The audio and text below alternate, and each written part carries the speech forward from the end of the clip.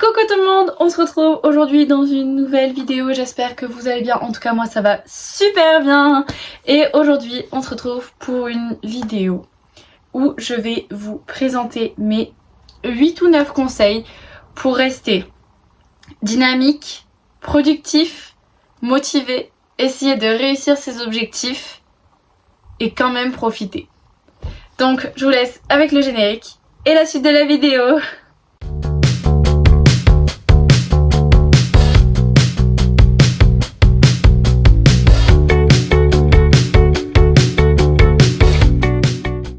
Donc le premier conseil que je peux vous donner, c'est de boire de l'eau. Vous pouvez boire, si vous aimez pas trop l'eau, vous pouvez boire du thé. Vous pouvez boire le sirop, c'est pas fameux parce que c'est une boisson sucrée et il faudrait éviter le sucre parce que le sucre est un excitant. Mais déjà boire de l'eau, du thé si jamais vous avez un peu de mal avec l'eau puisque ça n'a pas de goût, etc. Ça peut arriver. Moi je déteste l'eau. Maintenant que je me suis donné un objectif pour boire, je bois plus. Avant je buvais pas du tout, c'est à dire que je buvais seulement durant les repas et c'est tout. Après je ne buvais pas et donc je me suis rendu compte que en ne buvant pas j'étais moins productive, j'avais moins d'énergie, je me sentais moins bien entre guillemets. Moi je trouvais que ça allait bien, mais j'ai remarqué les changements à partir du moment où j'ai commencé à boire. Donc je me suis acheté, Nino m'a offert en fait, nous allons dire les termes, cette magnifique bouteille. Elle a vraiment pas coûté très cher. Donc il y a une sécurité, donc ici vous ne pouvez pas l'ouvrir, donc elle ne s'ouvrira jamais seule. Vous baissez la sécurité et là vous pouvez l'ouvrir. Voilà, donc là ici c'est pour boire et ici c'est un petit trou pour éviter les appels d'air. Et donc dans le bouchon, tout ça c'est bouché, hop, vous avez terminé de boire, vous refermez et là c'est bloqué. Mais le plus intéressant de cette bouteille, c'est les graduations qui ici sont placées de façon à donner une indication de ce qu'on est censé avoir bu durant la journée. Donc ici vous avez 8h, donc 9h, 10h, 11h, midi, 13h, 14h, 15h, 16h, 17h, 18h, 19h. Et ouais, de 8h à 19h. C'est gradué, donc en 12h. Vous avez les indications de combien est-ce que vous devez avoir bu. Donc à 8h, vous êtes censé avoir bu ici, jusqu'à la première graduation. 9h, 10h, 11h, midi, 13h. Et après, à 13h, vous êtes censé avoir fini la bouteille. Et après, ça recommence à partir de 14h. Donc 14, 15, 16, 17, 18, 19. Et après, vous terminez la bouteille. Et je trouve ça très pratique. Ça m'a vraiment donné un objectif pour boire. À l'heure actuelle, il est 17h. Et je suis... Donc 17h, c'est ici. Et j'ai bu un petit peu plus que 17h.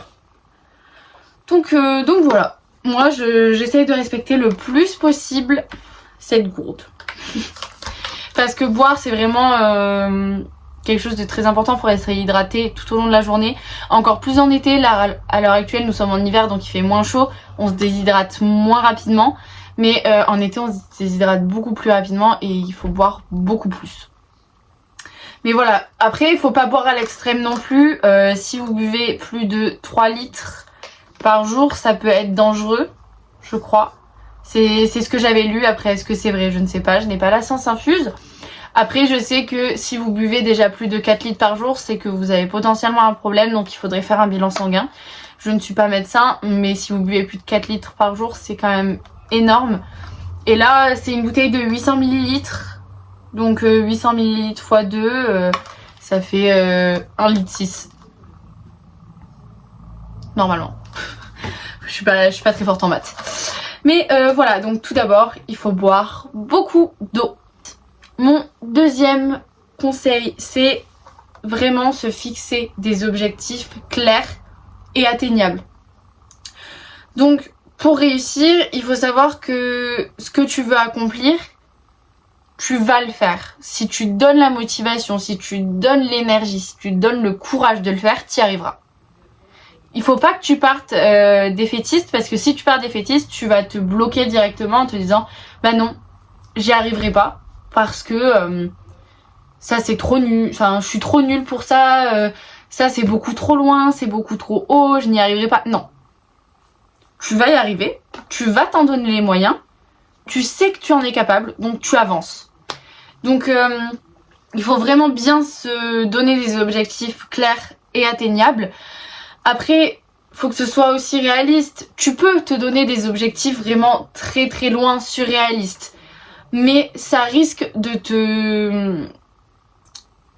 te voir trop ambitieux et donc de te décourager par la suite. Après, tu peux te fixer un objectif très très loin, mais tu sais que pour accéder à cet objectif, il faut que tu accèdes à plusieurs avant. Tu le passes cran par cran, étape par étape. Si tu les fixes étape par étape, plus tu vas en accomplir, plus tu vas être motivé et plus tu vas avancer. Qu'est-ce que je peux dire d'autre par rapport aux objectifs? Non, mais juste voilà, bien se les fixer, rester focus sur son objectif, ne pas partir défaitiste et être ambitieux, mais pas trop, parce que si vous êtes trop ambitieux, ça peut totalement vous décourager. Donc voilà. On passe maintenant au troisième conseil et ça va être d'appliquer une méthode de travail qui s'appelle la méthode Pomodoro. Je sais pas si vous connaissez, mais en gros cette méthode elle est là pour vous faire alterner entre travail, pause, travail, pause, travail, pause. Donc imaginons vous travaillez pendant 50 minutes, vous faites une pause de 10 minutes où vous ne pensez plus à rien du tout, entre guillemets, vous vous concentrez sur totalement autre chose que votre travail actuel, donc vos devoirs, vos révisions, votre travail, etc. Donc en gros, vous faites, imaginons si vous travaillez 1h10, vous prenez 20 minutes, puis ainsi de suite. Donc voilà, tu travailles, bon sinon, là moi j'avais noté un exemple où c'était tu travailles pendant 25 minutes, tu prends 5 minutes de pause. Et du coup en fait c'est un petit cycle qui te permet de garder ton cerveau concentré et qui t'évite la fatigue mentale. Donc après 4 sessions de 25 minutes, tu fais une pause plus longue de 20 à 30 minutes. Et voilà. Et ça évite la procrastination du coup, parce que tu te forces à travailler pendant tant de temps. Tu sais qu'après, tu auras ce temps de pause où tu vas pouvoir déconnecter. Tu retravailles pendant tant de temps. De nouveau cette pause, tu retravailles, cette pause, tu retravailles, cette pause. Et là, une plus grande pause qui te permet du coup de totalement lâcher la pression pendant 20 à 30 minutes, voire 1 heure en fonction de votre temps de travail avant. Et ensuite, vous recommencez cette technique où vous travaillez en 4 temps. Donc voilà, moi j'aime bien. Avec le CNED, je l'ai déjà utilisé. Et je trouve ça quand même plutôt pratique. Ça évite vraiment de t'éparpiller, d'être moins concentré sur ton cours. Puis ça évite aussi la fatigue mentale, puisque la fatigue mentale joue un rôle énorme sur les études et sur les connaissances et la méthode d'apprentissage. Parce que du coup, vous êtes moins actif, votre cerveau, il est tout le temps déconcentré, donc il papillonne, mais il essaie de se concentrer, mais il n'y arrive pas, donc il part ailleurs. Et donc votre cerveau travaille trop vite et ça le fatigue beaucoup plus rapidement que prévu. Donc voilà. Le troisième conseil serait de se créer une routine. Donc une routine matinale et une routine du soir. La routine du matin, la routine du soir, tu l'appliques tous les matins en te levant, tu l'appliques tous les soirs en te couchant. Donc pour moi la routine c'est vraiment la clé. Si tu commences ta journée d'une manière productive, forcément que tu vas rester dans la même lignée toute la journée. Et ensuite le soir, tu restes un minimum productif pour vraiment te relaxer et t'évacuer toute la pression de la journée, tout le stress, toute la fatigue, etc. avant de dormir pour avoir un meilleur sommeil. Pour cette routine, il faudrait essayer, si vous voulez, bien évidemment ce n'est absolument pas un ordre, mais de vous lever un peu plus tôt, d'avoir un petit moment pour soi, donc ça peut être si vous êtes une fille ou même un garçon, le moment de la skincare, le moment du maquillage, le moment où on se coiffe, le moment où on s'étire en sortant du lit, on peut avoir quelques minutes de méditation, on pourrait écrire ses objectifs de la journée, faire que quelques étirements. Ça vraiment t'aide à t'ancrer dans la journée et dans le moment présent et à avancer en étant productif. Moi vraiment, ma routine du matin, j'ai prévu de vous faire une vidéo un de ces 4. Ça sortira peut-être la semaine prochaine ou la semaine d'après. Mais voilà, je vous montrerai ma routine du matin. Et après, je vous montrerai ma routine du soir dans une autre vidéo.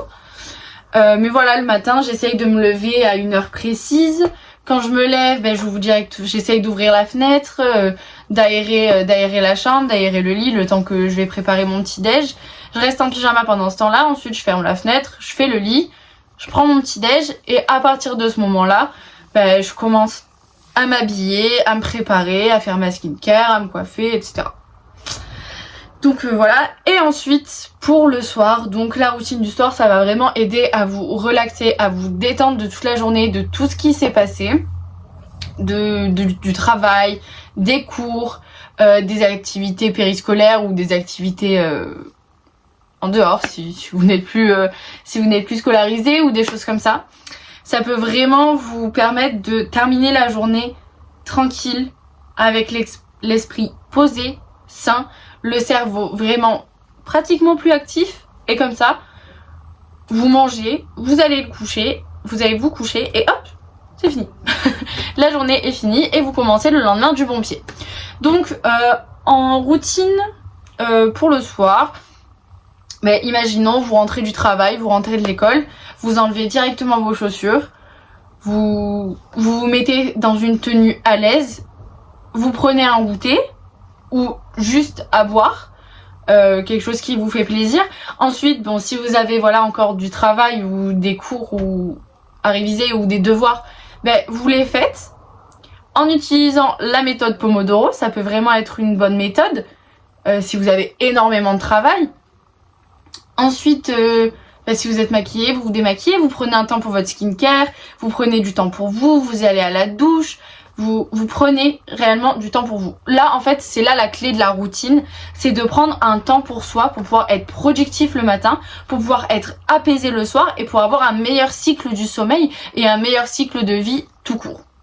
La routine, alors pour moi, les clés vraiment du fait d'être productif, de réussir ses objectifs, etc., c'est de boire beaucoup d'eau et d'avoir une bonne routine.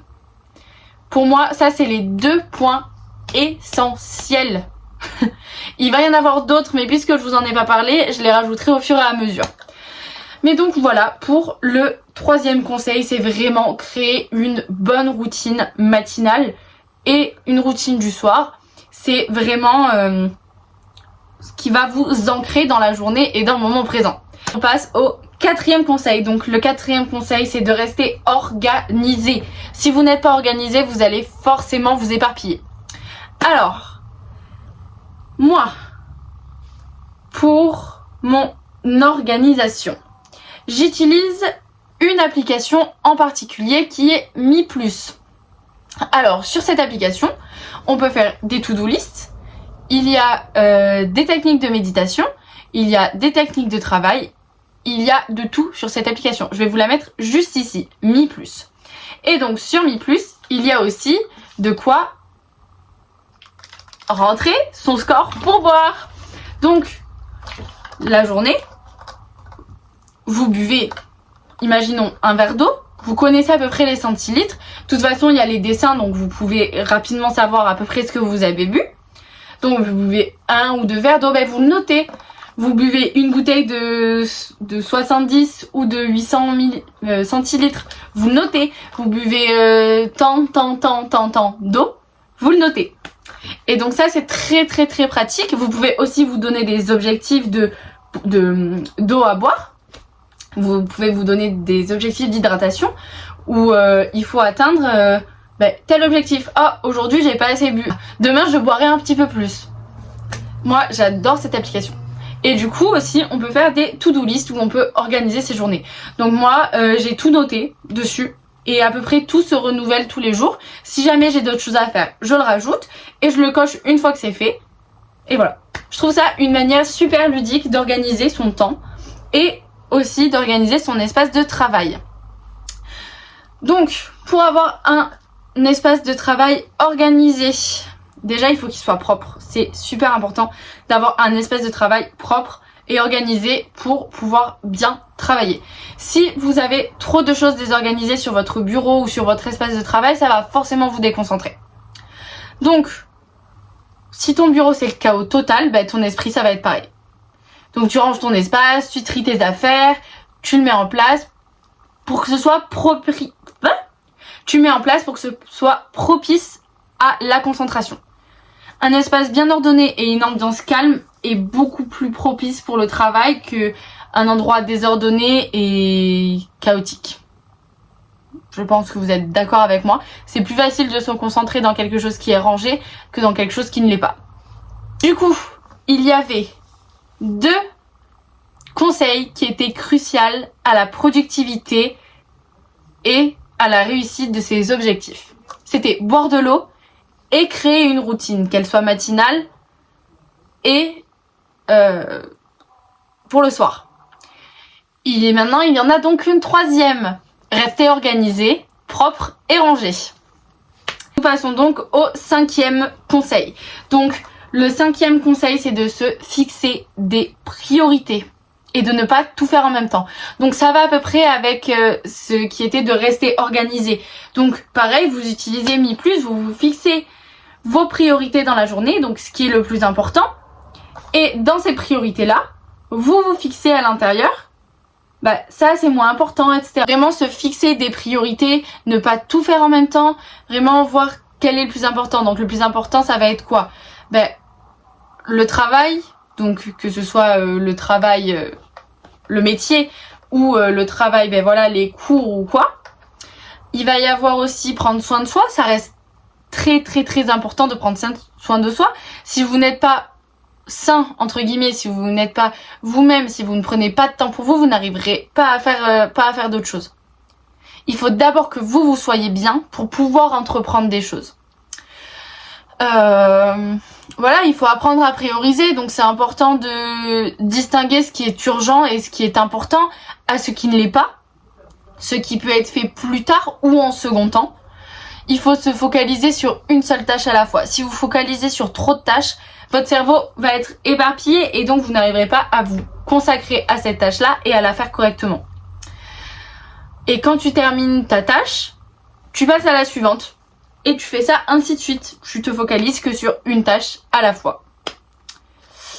Donc voilà. C'est mieux de faire les choses bien que de tout faire à moitié. Vraiment, je suis totalement d'accord avec cette phrase. C'est ce que j'avais noté. Donc là, j'ai mon ordi pour vraiment rien oublier. Parce que je trouve que c'est une vidéo quand même assez importante.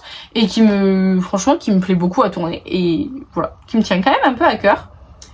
Donc, pour le 6e conseil, ça va être de gérer son énergie et pas seulement son temps. Parce que oui, si vous êtes organisé par rapport à votre temps, mais que vous ne l'êtes pas par rapport à votre énergie, que vous ne savez pas gérer votre énergie, vous allez être fatigué très vite. Et donc à partir de ce moment-là, vous ne pourrez pas faire ce que vous aviez prévu de la journée. Donc la productivité, c'est pas juste une question de temps, pas du tout, mais c'est une question aussi d'énergie.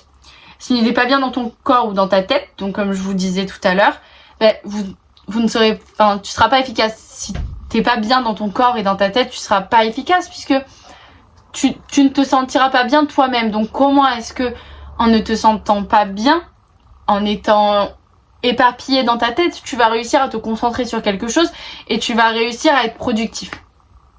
Tu ne le seras pas. Donc il faut bien s'hydrater. Vous vous souvenez? La gourde, Mi+, hop. Il faut faire un minimum d'exercice. Ça peut être du yoga, du pilates, aller marcher.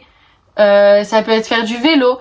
Ça peut être, je sais pas, aller à la salle, faire une activité périscolaire comme de la danse, de l'équitation, du foot, du basket, du patin à glace, du patinage, du patin à roulettes. Ça peut être tout. Mais il faut garder quand même un minimum d'exercice physique et de bien avoir un cycle, pas sportif, mais il faut entretenir un minimum son corps. Si vous ne faites pas du tout de sport, je vous parle pas de sport intensif, je vous parle réellement juste de bouger. Bouger un petit peu. Si vous ne faites pas ça, vous ne serez absolument pas productif. J'ai eu le malheur d'arrêter l'activité physique durant quelques mois. Je me suis sentie mais épuisée à un point où j'étais fatiguée tout le temps alors que je ne faisais rien. Et à partir de ce moment-là, je me suis dit, il y a peut-être un truc qui cloche, je n'arrive plus à être productive, je n'arrive plus à rien faire. Mais qu'est-ce qui a changé dans ma routine? Enfin, qu'est-ce qui a changé dans ma vie à l'heure actuelle? J'ai arrêté les activités sportives. Je ne partais plus marcher, je ne faisais plus de pilates, je ne faisais plus de yoga, je ne faisais plus aucune activité physique. Et à partir de ce moment-là, je me suis sentie, hop, l'énergie, hop, elle a disparu. Et après, j'ai repris petit à petit pour éviter de trop donner à mon corps et que du coup, ils me disent, là, ça passe pas, non. Non, là, tu vas trop vite en besogne, mademoiselle. Donc non, il faut reprendre doucement une activité physique, faut bien s'hydrater et faut dormir suffisamment.